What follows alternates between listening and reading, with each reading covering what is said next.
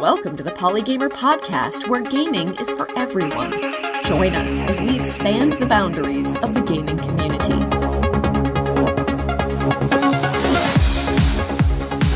Joining me today on the Polygamer podcast is independent game developer and artist extraordinaire, Kara Stone. Hi, Kara.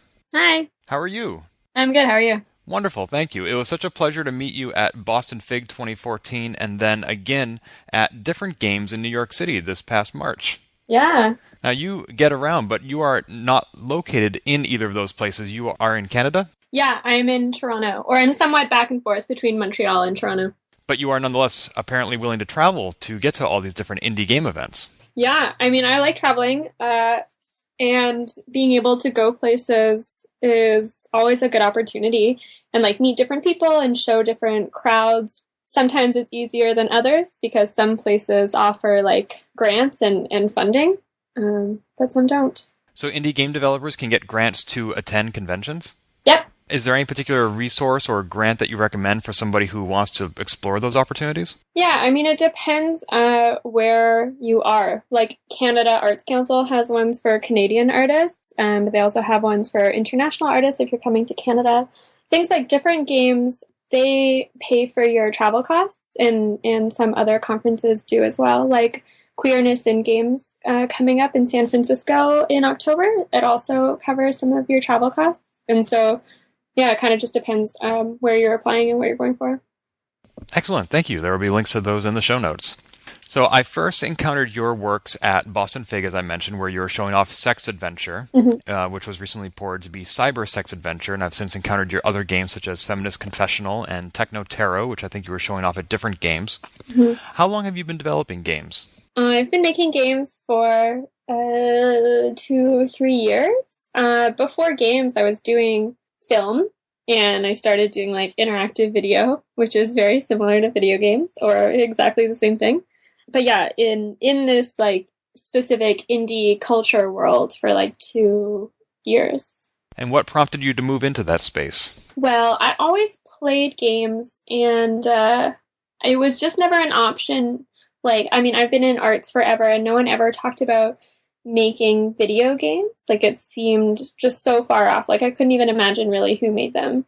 Maybe some like white guys in California, or somehow people in Edmonton, Canada, making like BioWare games. But yeah, I ran across an organization in Toronto called Dames Making Games, and they were the first people that told me that I could make games and people like me could make games, and that such a thing of like indie games exists. And so I got into a incubator that they ran, or a long program workshop, where I made my first game, and it was a skeleton of meditation, which I later like finished developing and put on the App Store and stuff.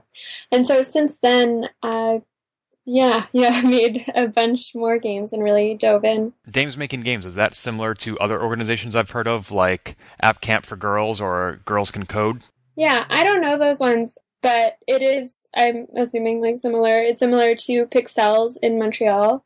Yeah, they're just, an organization that's for women and trans people and gender non-binary people to help not only make games, but either like get jobs in the industry or further their career, but also like have a community of other game makers and players. So that community, that's what Dames Making Games provided to you that you couldn't find for yourself. For example, say if you wanted to self-educate on making games through lynda.com or by buying a book at Barnes & Noble, having that community really gave you a much better environment and motivation to make games.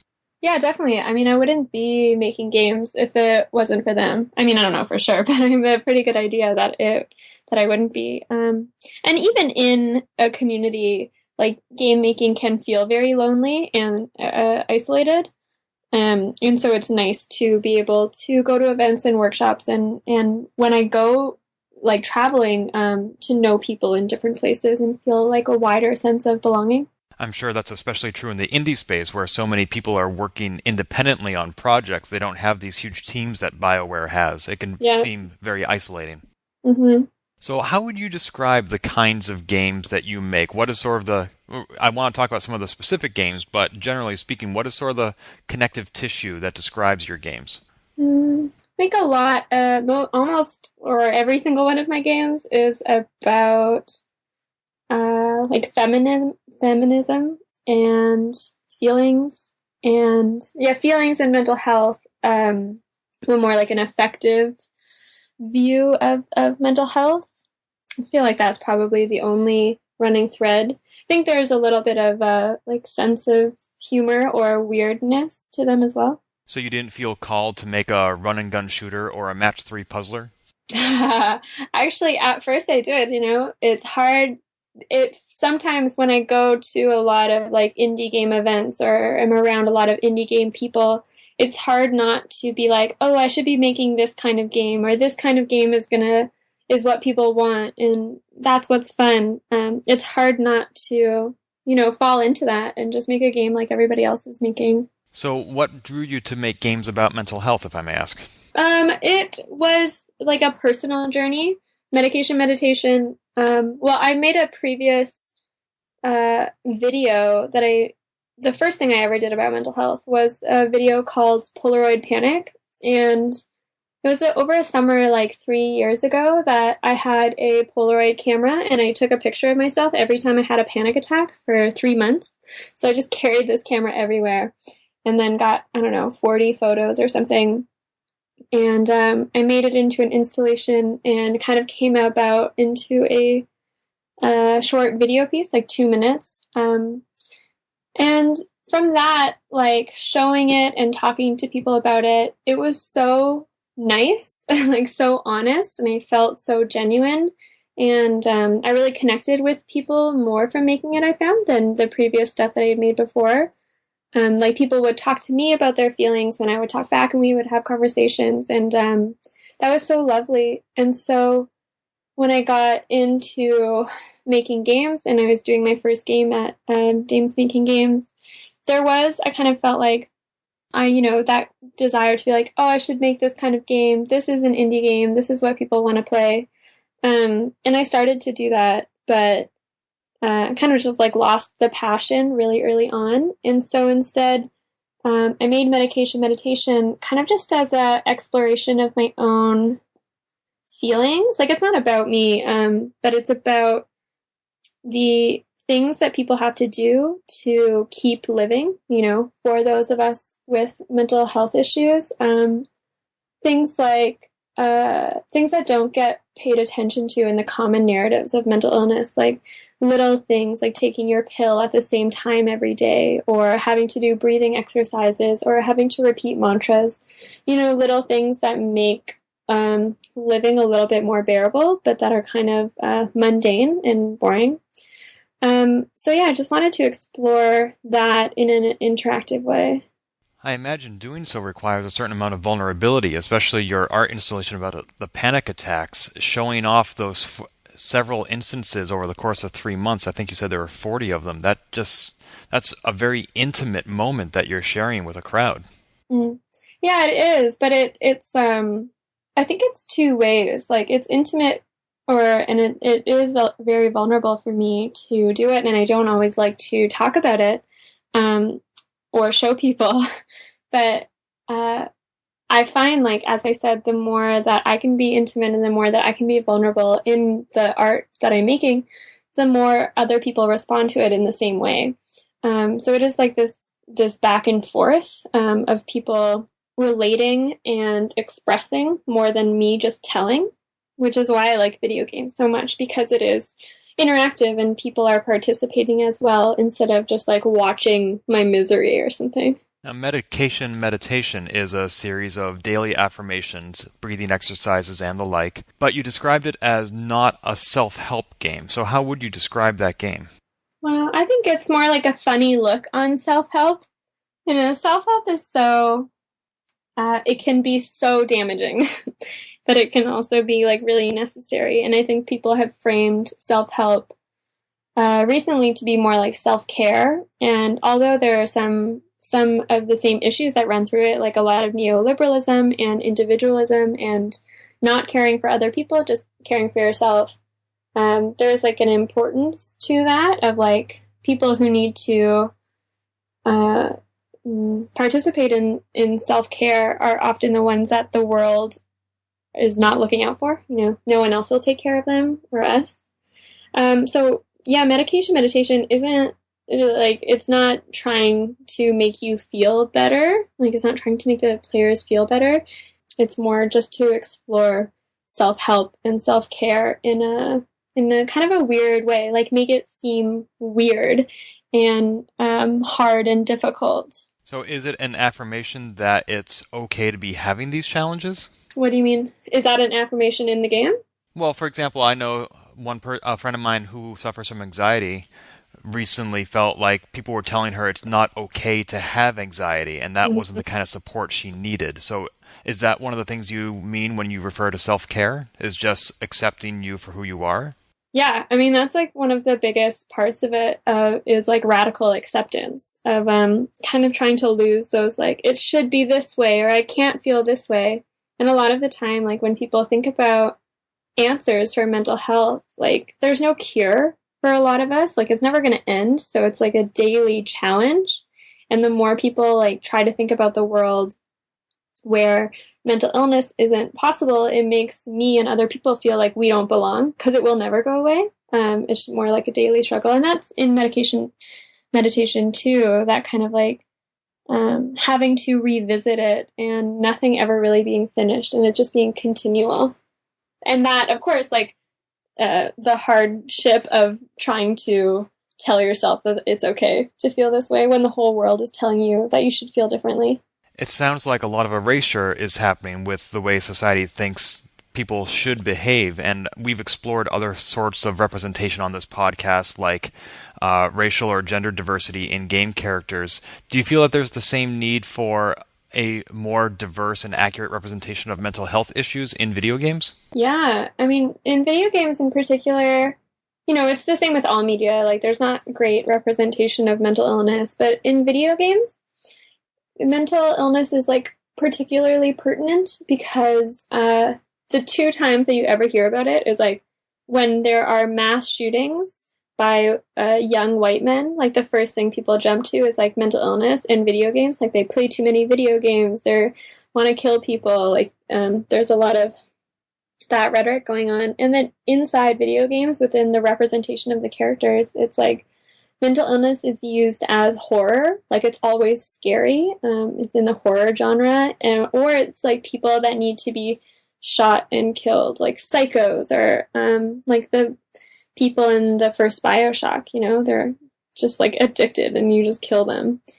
And so it's hard to see like reflections of yourself always be scary or horrible, as well as like in the media. Have you played the game Life is Strange? No, I haven't. There's a character in that game who I believe has depression, and from what I know of depression, not firsthand, it seems like a fairly accurate portrayal, and that's in episode 2 of the game. But then in episode 4, there's a character who's very violent, and you find out the reason he's violent is due to some indeterminate mental health issue for which he is not taking his medication.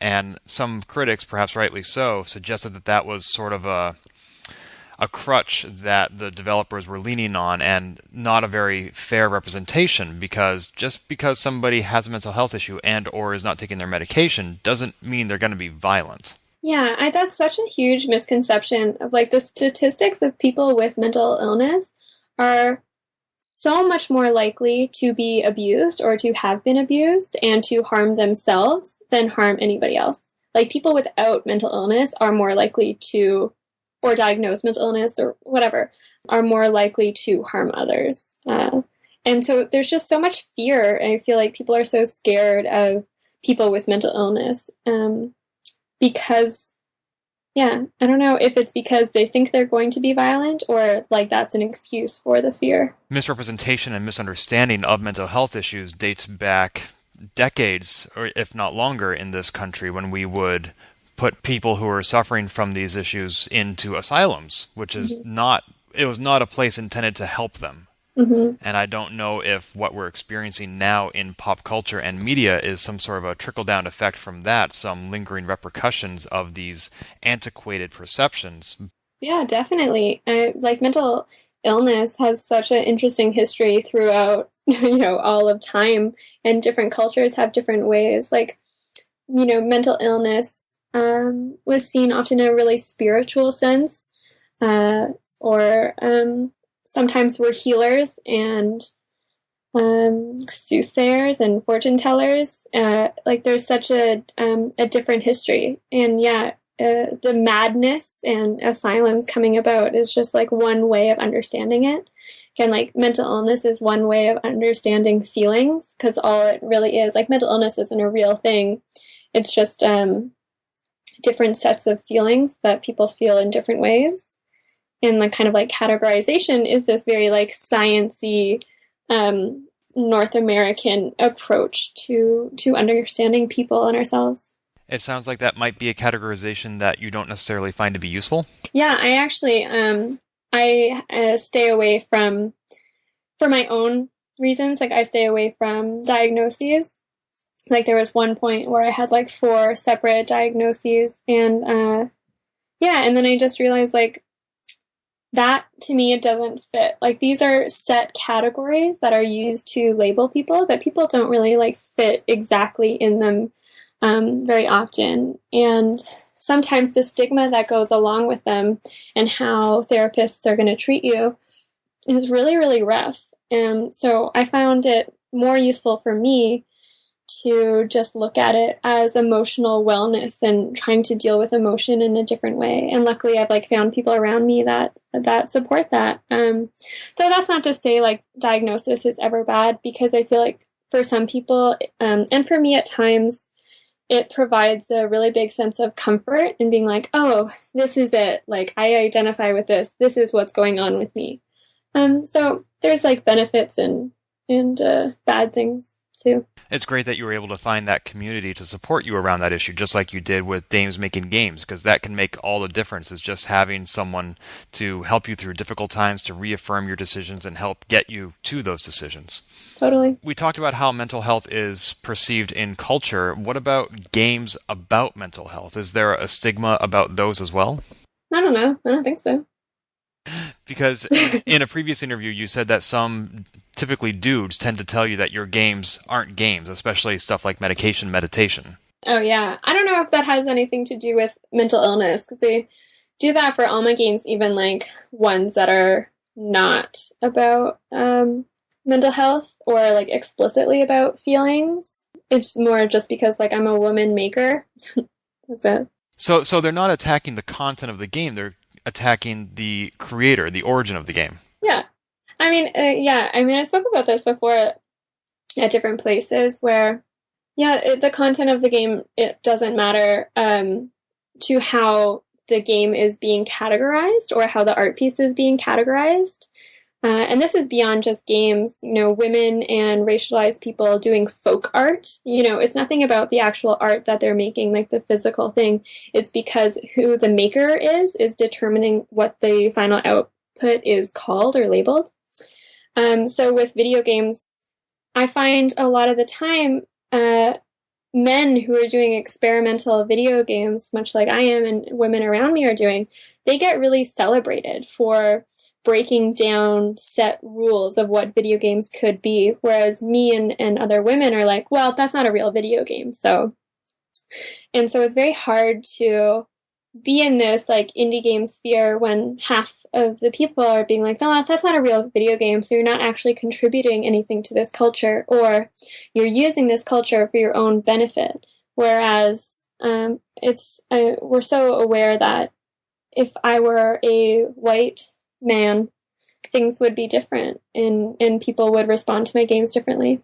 I haven't done a analysis of the demographics, but it seems like many of these games, yours, Depression Quest, for example, are being made by women, or at least those are the ones that I'm aware of because of the backlash they've received from usually white dudes. Mm-hmm. There's certainly the game Actual Sunlight by Will O'Neill, which explores some similar issues.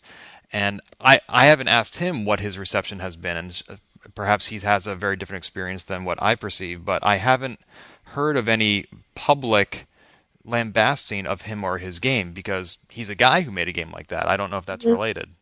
Mm-hmm. That's really interesting, really unfortunate. In a previous interview, you also said that your game is very different from Depression Quest in some ways. You did not want to make a game like that. Can you tell me a little bit more about the distinction between those two games?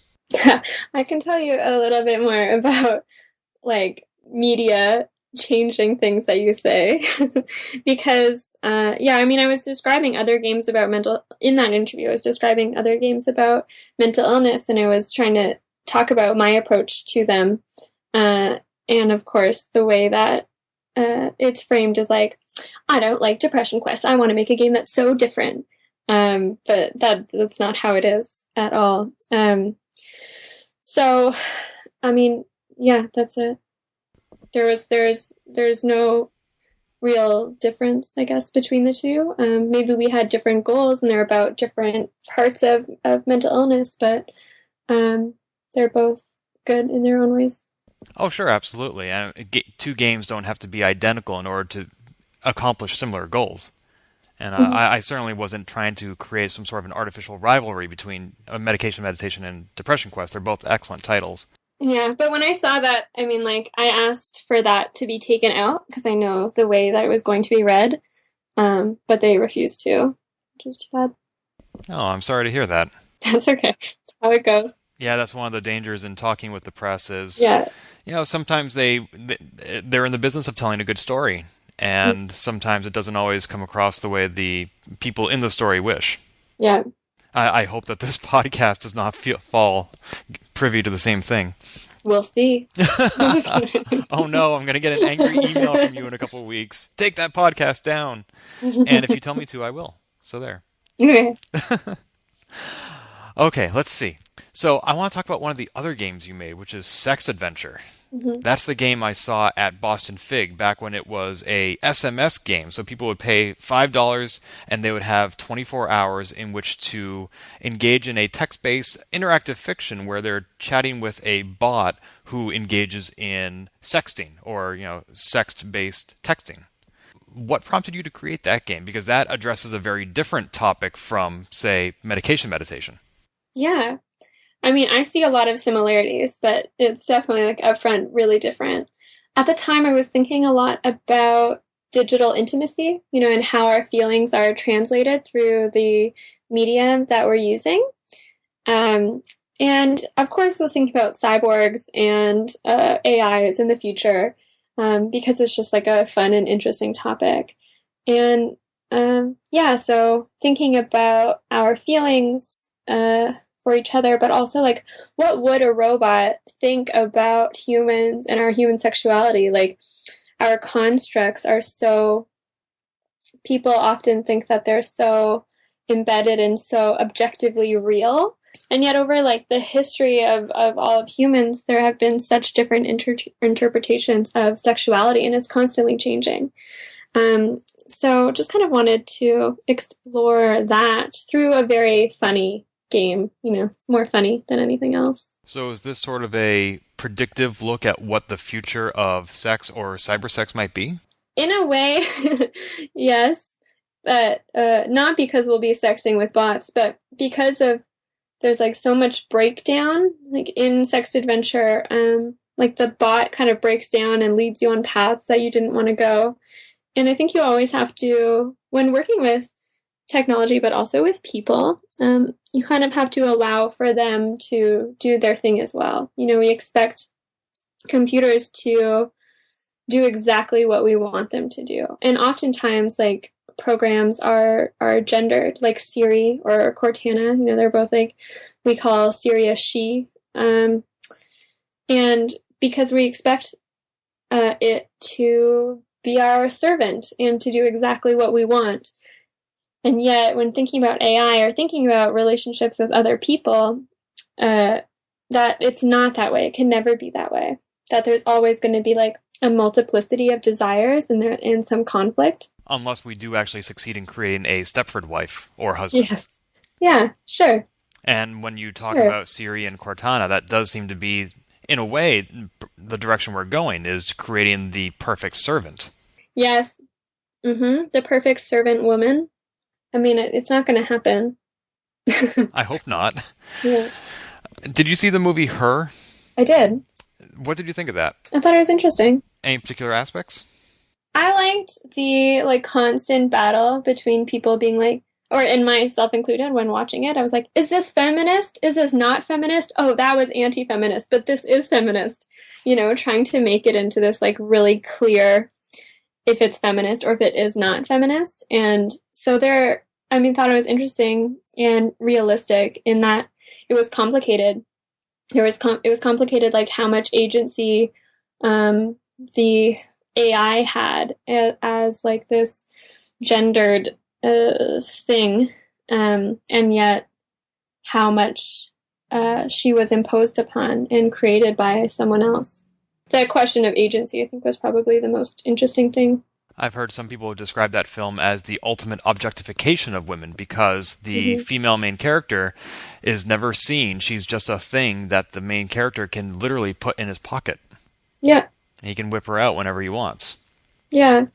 At least at first. Yeah, exactly. At least at first. And then, I mean, I see the argument of like, you know, she leaves him and she goes off with other people and she desires like a different kind of life than what he's offering her. I see it too. It kind of reminds me of the more recent film Ex Machina. Oh, I haven't seen it. Oh, I won't share any spoilers though. But there was a movie review describing how it's very much a feminist film, and I can see their perspective. Yeah, I've heard that as well, but it's the same thing, like very yeah. It could be, or it also could really not be. Right, because at the same time, this is spoiler free, the female character is a manufactured being, and that could also be construed as a form of objectification. Yeah. So it's very unclear. It's very nuanced. But going back to Sext Adventure, I would like to know, who would you say was the game's target audience when you created it? Like, who did you hope would be playing this game? I wanted all different kinds of people to be playing it. When I was making it, I didn't think about it too much, other than I knew that people would assume that it is made in a very like heteronormative way, and also assume that it's made by a man. And so I did play with those expectations a little bit, but it's definitely not designed like solely for hetero men to like be surprised at other kinds of sexuality. Yeah, so it is for other people too, of like all genders and bodies and stuff. It's interesting that people might assume it was written by a guy, because I was introduced to you first of all, and then to your work. And so I've never been able to separate the product from its creator. And so I wonder if that influenced my perception of the game in some unconscious way. Probably, because I know, or I've had other people like talk about the game and be like, "Oh, you made this game?" Like there is such an assumption. Even some media articles about it, like when they play it, or when they write about it, it's definitely trying to make it fit into this like very hetero box that people would expect and kind of want it to be. And yet I think the game is so queer and really can't be disentangled from that, though people really do try. And I wonder how much it is like of me in the way of the game itself. Like it's of course going to have that expectation, but also in like marketing it or calling it Sext Adventure. I don't know. When you said the game is so queer, exactly how do you mean that? In that the bot like doesn't have a sexuality, and it confuses body parts. Like it's not ever like desiring men or women, or sometimes it's both, sometimes it's neither, and kind of takes you on different storylines that aren't necessarily like hetero-romantic or heteronormative. And so yeah, that like kind of non-sexuality or sexuality of multiplicity that the bot has feels really, really queer. So does that mean the game is likely to put people in situations that don't conform to their own self-identified sexuality? For example, as a straight, white, cisgendered male, might I be playing this game and be sent some dick pics? Yeah, definitely. And how should I respond to that? You just go with it. I mean, there's not much that you can replay it a bunch. Like once you have the game, you can replay it over and over.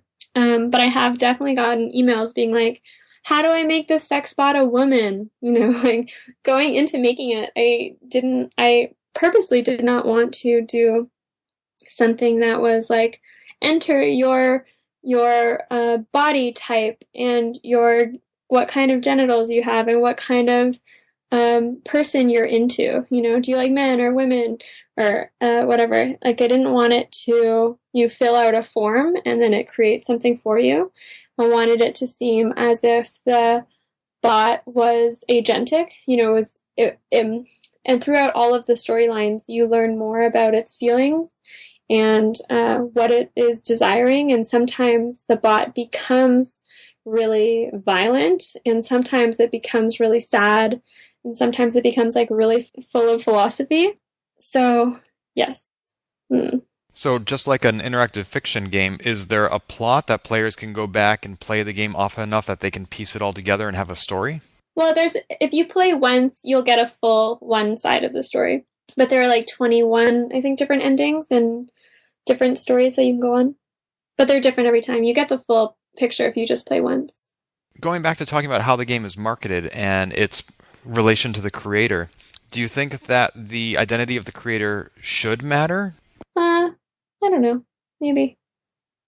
I mean, is it important to you that people recognize that this game was created by a woman?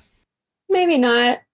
I don't think it's that important. I think if you play it, and I think it's more important to like lose the expectations of what sexting would be like, or who games are made for. I think that's probably a more important thing to lose, that being like, oh, this video game is made for women, this video game is made for people with mental illness, or this video game is made for white men. I think that's like a more important thing to lose, rather than having to like know who made it or like what gender, what sexuality the person is who made it. No, and I would totally agree with that. That's very consistent with the recent moves that the retail chain Target has made with ungendering their toys. Mm-hmm. The idea that anybody can play with anything regardless of what body parts they have. Yeah.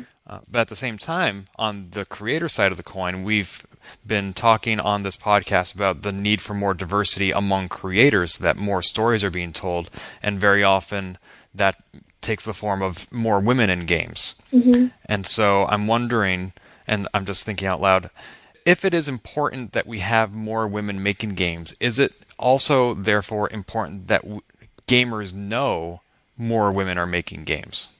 Yeah, I mean, I can see the yes and no of like sometimes women kind of feel like, especially women in like AAA studios, kind of feel paraded out, being like, look, we have women. And yet, on the other hand, I feel like it's so important to be able to see women and racialized people and gender non-binary people in these roles that are creating and being influential, because it's really inspiring and it inspires more people to be a part of that world and it really changes it. So I see the value and importance, but I would never hate on someone who doesn't really want to be personally known for their gender or for their sexuality or anything. Yeah, it's a very tricky balancing act, because nobody gets into the industry because they want to represent their demographic. They get in it because they love the medium and they want to make games. Mm-hmm. So it's very tricky. Going back to Sext Adventure, I hope this isn't inappropriate. I'm wondering, the game has a lot of artwork, and I mentioned dick pics specifically, and I don't need to know too many details, but where did you get all those pictures? I love all the prefaces to this question. Well, I'm not asking you for names and numbers, basically. Yes, I sourced them from my friends. So I asked a bunch of my good friends to send any pictures they're comfortable sharing. So they're all like, owned by me. They're not someone else's body who I don't know if I have permission to use or not, or like who sometimes with naked people on the internet, you don't always know if they gave their consent. I mean, you can assume, but Anyway, so yeah, I asked my friends, and so I know that they're all like over 21 and gave consent specifically to have their bodies be used in this way. So rather than go and source them online, like through Creative Commons or some other website, you created your own artwork pool, basically. That way you could verify where they were coming from. Mm-hmm. Oh, that's great. Sext Adventure was recently ported from Texter, which is the original medium in which it was played, using text messages, to Twine, so that now people can play it on their desktops and laptops. How does that change the experience of the game if they're no longer literally texting with this bot? Yeah, I think it like completely changes it. I was really, I didn't want to do it for a long time because I like specifically made this game for the medium of phones. You know, thinking about intimacy and like sexting is obviously something you only do on phones.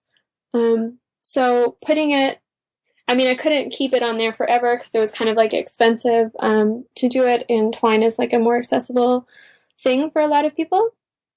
So I did make it on Twine, and I kind of refigured it a little bit so it was more like cyber sex, like old school chat rooms, rather than texting. There have been quite a spate of games lately using that as a medium, and I don't know how many games quantify as a spate, but I'm thinking of Christine Love's game, Love Story, which is set on BBS's, and there's a game coming out called Emily is Away, which is set in an AOL chat room. Mm-hmm. And so it seems like, I don't know if this is some sort of a nostalgia for the 90s, but it seems like people are starting to explore that as a gaming interface or environment. Yeah, I think it's interesting I actually don't know too much about it, but thinking about Nina Freeman's new game, Sybil, I don't know even how to say it, but like she had a promo video of herself as like 18-year-old in her room, and I think that is like us kind of youngish 20-something game makers are kind of getting old enough and to look back on the beginnings of our sexuality and like how the internet like really affected developing our sexuality and sharing it. And so, you know, thinking back to when I was so young, even before I like had a sense of my own sexuality, like being on chat rooms and talking with people and like people wanting to engage in cyber sex and stuff. And so I think it's kind of our age and us looking back more than any sort of nostalgia. Back in those early days, one of the very first questions you were likely to receive upon entering a chat room was ASL. People want to know your age, sex, and location. Mm-hmm. Oh, yeah. I never quite felt safe answering those questions. I rarely got them. I wasn't on AOL. I was on other services. Mm-hmm. But yeah, that does seem to be... I also just read Lee Alexander's book, Breathing Machine, about how she grew up with computers and how she made many of her friends online. And it's really interesting to look at the impact that these media and these eras have had on shaping our identities, which I see now can also include your gender identity and your sexual identity. Yeah. I just found the link to Nina's game, and I too have no idea how to pronounce it, but there will be a link in the show notes. Looks like it's a game that's still in development. You can sign up for email updates or watch the trailer. So a lot of games and media in general is criticized for having too much violence and too much sex. And for a long time, video games got mostly the violence brunt of that with stuff like Mortal Kombat. But as games get more realistic, we have stuff like Grand Theft Auto, which had the hot coffee scandal, and we have more games having... What is the hot coffee scandal? Sorry to interrupt. Oh, no, that's a great question. I'm sorry. I shouldn't assume because I don't know who's listening. So this was Grand Theft Auto 3, where the PC version of the game shipped on CD with some art assets that were not used in the game, where you were allowed to... Well, a woman would invite you up to her apartment for hot coffee, and the screen would fade to black, and the next thing you know, you're basically putting on your shoes and leaving her room. And so it's implied what happened in between those two scenes. Right. But some hackers found the art assets, and apparently there's some sort of a sex mini-game that you could participate in and watch, so it was no longer subtle or implied, and hackers found a way to restore that aspect of the game. And once that became playable, the game basically went from an M rating to an AO rating, and had to be pulled from shelves while Rockstar recoded it to not have those assets.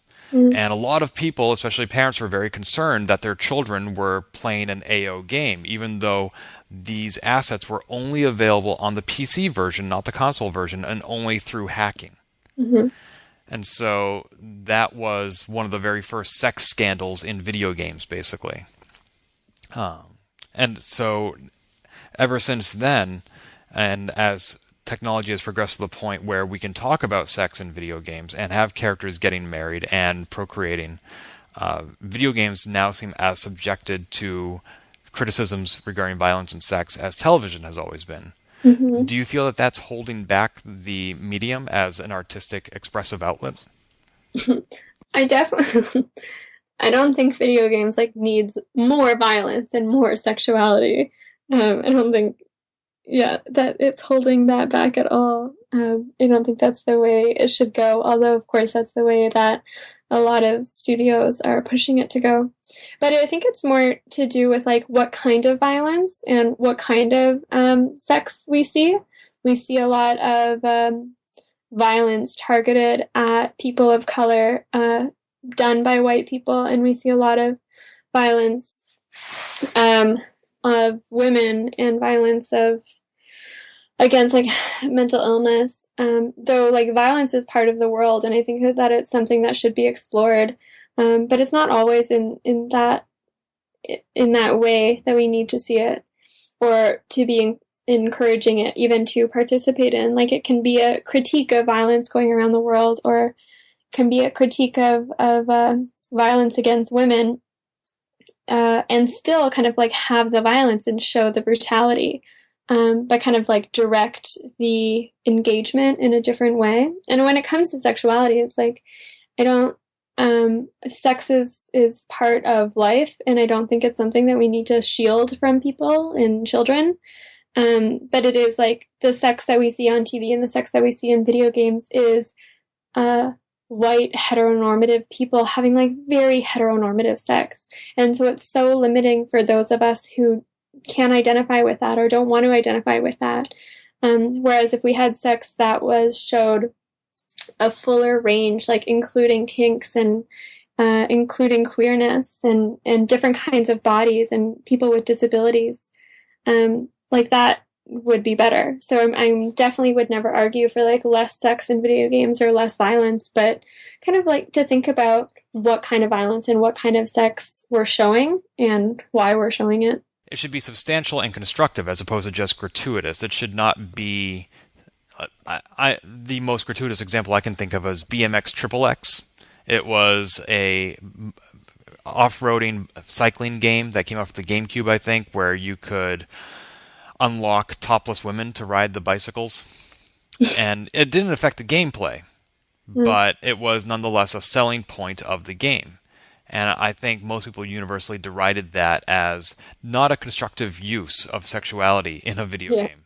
Yeah. I mean, it doesn't always have to be constructive or critical or analytical. It can be just a part of life, I can't think of any, but I'm sure there are video games and media that are just hey, there's this lesbian parent couple, and they're just part of life. Or, oh, I just had sex with my partner, and it was part of life. It doesn't always have to be this big, huge deal. Yeah. Right. I feel like the most narrow-minded individuals in our society, whenever they encounter any evidence of non-heteronormative lifestyles, they feel like it's being shoved down their throats. Yeah. And that is such an exaggeration of the situation, and I don't understand their insistence on continuing to be catered to among the privileged. It's so frustrating. Anyway, some of your other games, Feminist Confessional and Techno Tarot, the latter of which I played at different games, has a limited amount of player input required. And I think perhaps this ties back into a comment you made at the top of this show, which is that video games are very similar to interactive video. So can you talk a little bit about exactly what the player's role is in those games where the agency is limited? I think agency is limited in all video games. Even the ones that are you have all total control. It's a really false sense of it. You're still working within rules set by someone else or a group of other people. And you're really also limited by the controllers that you use or the keyboard. That's really limiting like how you express what you're feeling from the video game, and it kind of funnels into a specific way. So I don't think there's like a lot of agency. So I don't see those two specific games as having like a more limited sense of agency than anything else. So it's not really possible, therefore, to quantify the amount of agency a player has? I mean, yeah, you could, like, I'm sure, well, quantify not as like the specific scale of like between 1 and 100, but you can do like something rough, like more or less, like, yeah. So what was your interest in making those games? Because at least from my end, and maybe this is a false dichotomy, I see them as being something slightly different from Sext Adventure or Medication Meditation. There's still, again, that connective tissue. I can see that this is a Kara Stone product, but they still feel a little different to me. So what was your goal in making those two games? I love like Kara Stone product TM. Well, it is. I mean, there are a few games where you can play and you can say, "Yeah, I totally see how this came from this developer or this studio." And there have been a few instances where I've been able to look at a game that I've never seen before and say, "Oh, I bet this person worked on it." And I look in the credits, I'm like, "Yeah, that person has a stamp that they basically put on their games," and I think your games have that.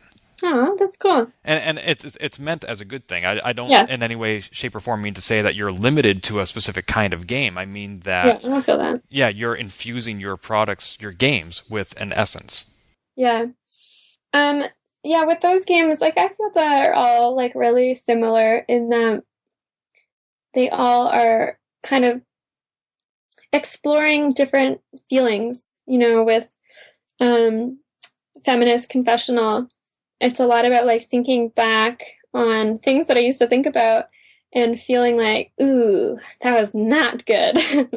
And there's in a lot of activism, like it's not a lot of people pretend like they came out knowing everything, even though things change every year. And so I think it's important to like look back and be like, I used to think this, but now I've changed, and kind of like repent for this. And I promise that I'll be better and more accepting of things. Also just think it's funny. And Techno Tarot is the same, kind of like an exploration of feelings and a reflection on yourself on different topics. So like a real tarot reading, it's like a reflection on what's going on in your life right now, and a way of opening up a conversation either with other people around you or with yourself. And Techno Tarot and Sext Adventure are really similar in that they're both written as if it's from an AI. When I did that again for another game that, or I made a prototype for, and so I don't know, I write a lot as a robot maybe, but they're kind of like funny and sassy and kind of a weird juxtaposition, I feel like, between Sext Adventure and Techno Tarot. They have like this juxtaposition between a lot of humanness, like human sexuality and human spirituality, and then like straight up cold robot AI. And like that dichotomy is really interesting to me because I feel it a lot, because I'm like this huge hippie and like do yoga every second of the day and like use all natural products, but I make video games, and so I don't really feel like accepted in either of the worlds because I'm like too into technology for all my hippie friends, but then like all my video game friends are like, Wi-Fi isn't bad for you, you know, like, and yeah, so that dichotomy I think is really strong in those games and other games as well that I make. That's really interesting. I hadn't considered that there was this dichotomy between being a hippie, as you say, and being into technology. Feel it all the time. Because the people who founded Silicon Valley essentially 30, 40 years ago, people like Steve Jobs, were so much into hallucinogenics and traveling to the East and exploring their spirituality. And maybe I'm drawing too much of a stereotype from that one specific example. I just watched a documentary about Steve Jobs, so he's on my mind. But it wouldn't occur to me, like, well, even Atari, that's a great example, that you hear about the shenanigans that went on at Atari back when they were just a few dozen employees.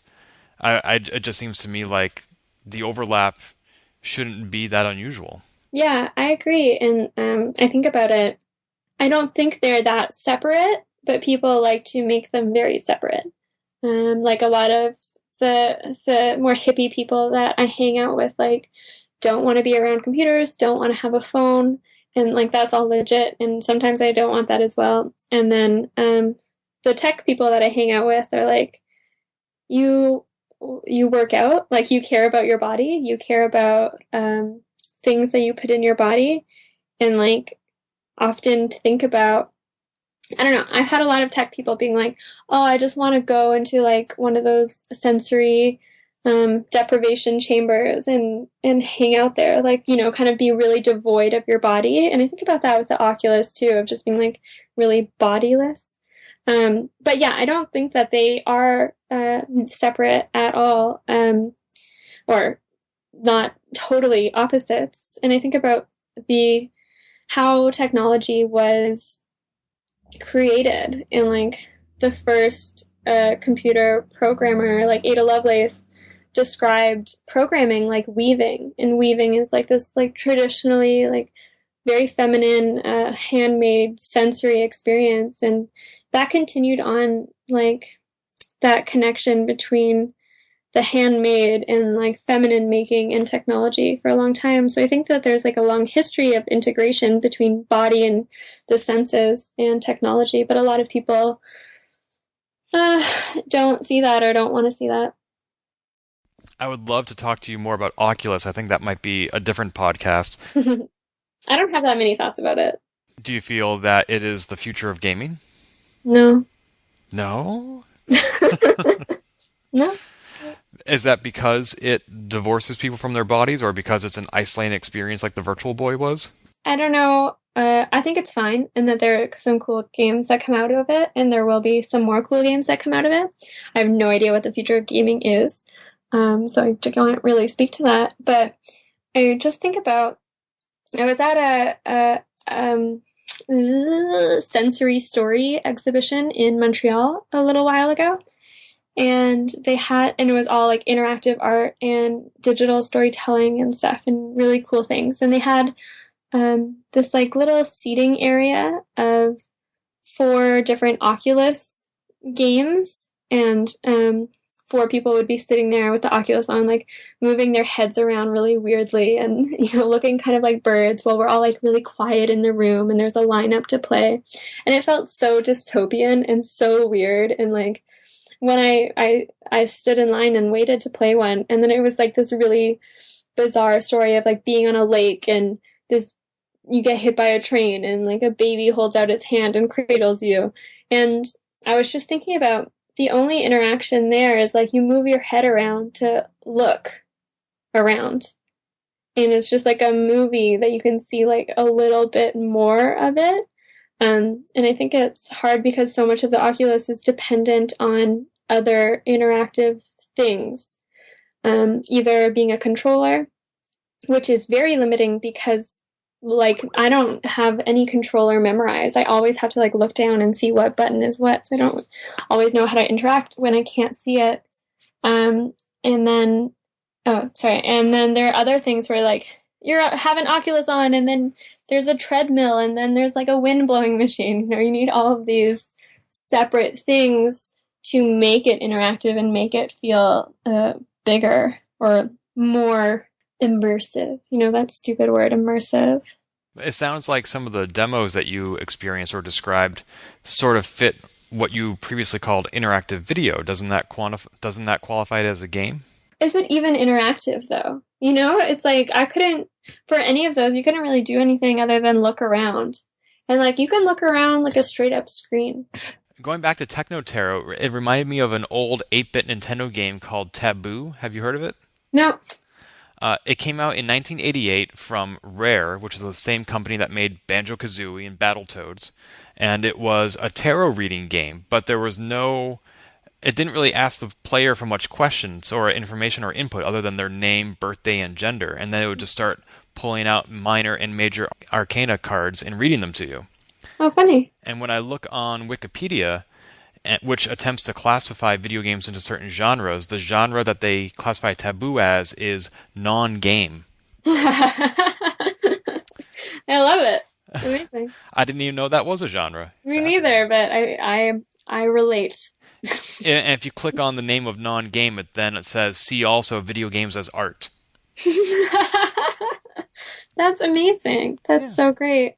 So relatable. I love the idea of like the game, like it is a game, but its category is a non-game. Right, it's a I feel like, non-game game. yeah, Fascinating. I wonder how Wikipedia would classify your games. probably the same, I would hope. You would hope. Why is I would that? hope. I don't know, I just think it's funny. Like non-game, see also art game. Well, Taboo is so memorable, at least to me and to people I grew up with, because it was so unusual in that era. Mm. Like, hey, remember that game where it would tell you your fortune? And what am I going to say now? Like, actually, that wasn't a game. Yeah, Whatever. so annoying. So there's one other topic I want to bring up, and I don't mean to cram a big topic into a small space because we could do a whole podcast on this, but when we attended different games, there was somebody up there talking about artificial intelligence, and I think the word he used was sociopath to describe the kind of AI that is possible. Basically, any entity it felt without human interaction with the world would naturally become a sociopath, and you suggested that maybe we could use a different word to describe that kind of AI, that was a form of ableist language that they were using. Mm-hmm. And then there was this great article I read that there'll be, again, be a link in the show notes, all about ableist language and saying how, the crazy sales numbers of the iPhone, or that's such a lame excuse to do something. And ever since both you pointing that out at different games and then me reading this article, I can't help but notice when other people use these words, I sort of wince internally because I realize that these words have other meanings and implications that the user might not intend, but it's just like there are other words we don't use anymore to describe somebody, say, with Down syndrome, for example. Mm-hmm.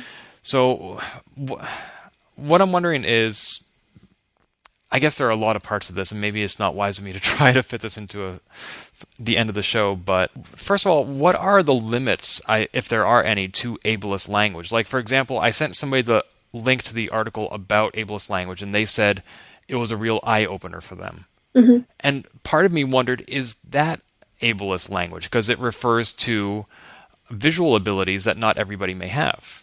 Mm-hmm. So what exactly is ableist language, or what is not ableist language? Well, I'm not an expert, so I have no idea what the division points are. I know that as soon as someone feels badly at something that you said, or suggests that someone else feels badly or someone could feel badly, then don't say it. There's no point in saying it.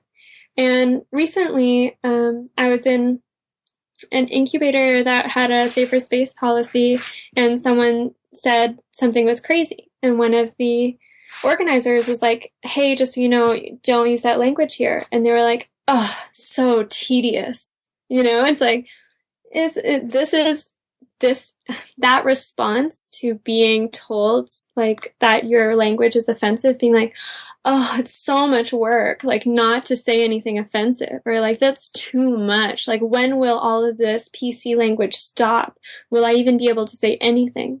It's ridiculous because there are a billion words that can be used, but in terms of like specifics of like what's good and what's bad, I don't know everything, and things change.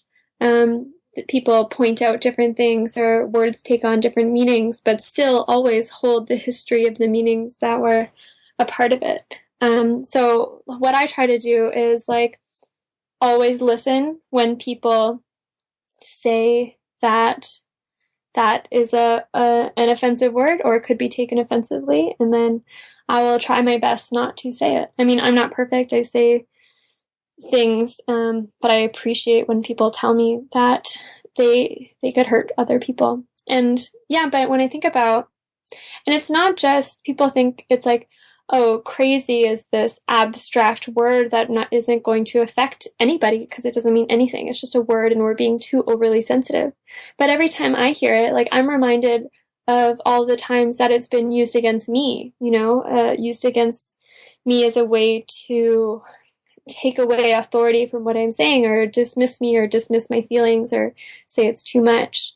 And, when that person at different games was talking about sociopathy or psychopathy. It's like, not only are you saying that these AIs are like have this mental disorder that's largely made up, but all of those people that identify with that disorder or have been diagnosed with them, you're calling them robots. Like, you're calling them less than human. And that's something that I have been called before too. Like, other people have called me like robotic and stuff because of the way that I express feelings or don't express them.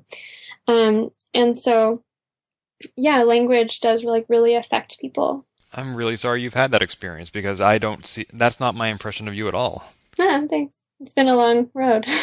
Oh, thanks for calling me not a robot. I apologize. Was that a form of ableism? No. I was making fun of my own response. Okay. Yeah. I try. The opposite, I mean, I do try to adhere to the advice you've given. I think we all owe it to each other to be sensitive to each other's emotions. And the opposite extreme of that is, I know somebody in my life who says, I'm going to say what I want to say, and if you don't want to listen to it, you don't have to. You can walk away. If you don't like it, you don't have to listen. Mm-hmm. And, that's sort of the opposite extreme, and I don't agree with that viewpoint, but I think perhaps it raises a valid question, especially for someone who is new to this concept of ableism and the language behind it, which is, to what degree are we responsible for other people's feelings? Do you want me to answer that question? If you have any insight into it, that'd be wonderful. I think that we're all connected, like all people are connected, and we should be responsible for other people as much as we can be, or as much as we feel comfortable. I think in terms of, and that has limits, obviously, of like how much you're putting in as like emotional or affective labor. Like, you can't do that all the time, and you have to, for a lot of people, especially women, have to practice self-care because of that, because all of their affective labor is going to other people. But when it comes to language, it's like, how hard is it not to say this one single word, and how much benefit does it have? It's amazing. Like, nothing is being taken away from you if you can't say, again, for example, crazy, because there are so many other words. And so that responsibility of like, why do you even want to use a word that could hurt somebody? Like, why would you want to? And I actually, like, maybe almost a year ago, I told someone who was really, really important to me, and I was a teacher of mine and a big mentor, and I respected her so much, and I was like, she used crazy, like, multiple times a day. And I like finally told her, I was like, hey, when you say that like really hurts me. And at first she was like, well, like, aren't you over identifying with that word? And then she took a step back and was like, wait, I don't know why I said that. Like, I don't want my words to hurt anybody at all. And so that was like a moment of selfishness. And so I really appreciate that, and I see that so much of like, why do you want to hurt someone? Or why do you even want to take the chance that it could hurt someone? And it can be really hard to bring that to their attention. As in your example, the teacher had to use the word multiple times before you stood up and said something. Yeah. It wasn't at the first instance. Yeah. Because we don't want to tell people that they're wrong, or we're afraid that they'll be defensive, as that person was initially. Yeah, exactly. And like, I never want to bring it up because of how people respond. And they can respond in like such hurtful ways. Like, again, that time that organizer near me brought it up to someone, I was like right there. And it was like, you complaining about how hard it is for you, or like how tedious it is for you to change one word in your vocabulary. Like, how hard is it for me to listen to that over and over and over and over? It's so ridiculous. There was an episode of the Less Than or Equal podcast on this subject, and I may be paraphrasing what the guest said, but I think it was along the lines of, not using ableist language isn't necessarily all that personally important to me, but it's also not the hill I want to die on. It's so easy to change that one word. Yeah, exactly. Why fight over this? Yeah, and listen to other people who are affected by it. Like, I know someone who was like, I don't like the term people of color. Like, why is that big again? And I was like, look, we're not the ones who are picking this word. We'll use it. Like, it doesn't matter. what we think, really. Just refer to the experts or the people who know the experiences and do what they say. It's not very hard. Right. We're not asking for a lot. Mm-hmm. Wonderful. Well, we have spoken about so many topics today, and it's been so engaging. I mean, this is one of the episodes that I have found most engaging because we really went off script on a lot of things, and you brought up a lot of points that really are challenging in a way, in a good way. And, cool. And I really appreciate that. Was there anything we didn't cover that you wanted to bring up? No. Okay, well, in that case, why don't you remind our listeners where they can find you and your games online? Sure. You can find my games at karastonesite.com or itch.io/karastone or me on Twitter at Kara A. Stone. Oh, I also just started a Patreon, which was a very hard decision, but I would really suggest people go and help out and support if they can. They're also somewhere at Kara Stone. Ah, here you are. Kara Stone is creating video games or whatever. Mm-hmm. Arts and crafts and games and weirdness. Yeah. Excellent. Well, it may be a potential conflict of interest, but as long as I divulge it, I will say on this podcast that I'm about to become your second patron. Oh, yay! Awesome. Also, since I met you at Boston Fig, are there any upcoming events that you want to plug that you'll be attending? Oh, yeah. I will be at the Queerness in Games conference in October in San Francisco. I have 2 workshops coming up in Toronto that you can find on my website for any Toronto people on like how to make twine games and then how to make DIY controllers. And some other stuff. I don't know. Go to my website. It's there, I guess. Wonderful. Well, thank you so much, Kara. I really appreciate your time. Thank you so much. This has been Polygamer, a Gamebits production. Find more episodes, read our blog, or send feedback at polygamer.net.